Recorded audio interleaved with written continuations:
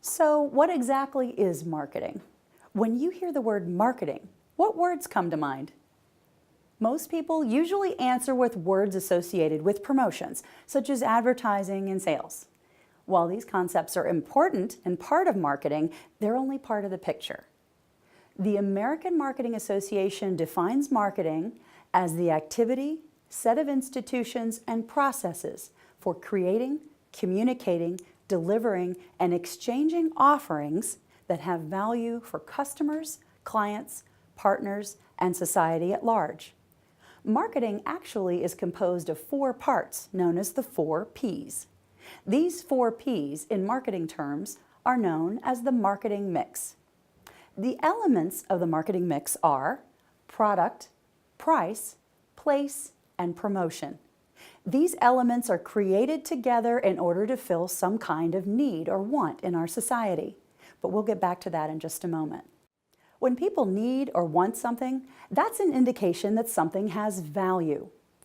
Value is something we need or want to have and are willing to give up something else in order to get it. When we give up something of value, like money, time, energy, or goods, for something else of value, this process is known as exchange. First, companies and organizations perform marketing research in order to discover what people want and need. Next, they develop products and services that will fill those wants and needs, things that people value. They figure out what people are willing to pay, a price, to receive that value, and come up with a plan to deliver that product to those customers, a place, and then figure out a way to tell everybody about the product offering in order to communicate about the value they're providing, promotion. The first P stands for product. A product can be a physical product or an intangible product or service. Each product has features and benefits. The features are the things that the product contains. For a physical product, it's the different characteristics of the product, like what it's made of and how it's designed and put together.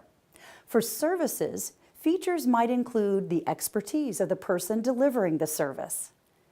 Benefits of a product or service are what happens when someone uses that product. The second P stands for price. Price is usually an indicator for value. That is, what someone is willing to exchange for getting the product or service. Higher priced things, theoretically, have higher value. Price includes the money someone is willing to pay for a product or service, but there are other things people are willing to invest in order to have a particular product. They might be willing to sleep on the sidewalk to get a new phone or a video game. They might be willing to search for a long time to find a particular gift. The next P is place. Place has to do with where and how products are delivered into the hands of the customer. In recent years, some marketing professionals have renamed this P a D for distribution.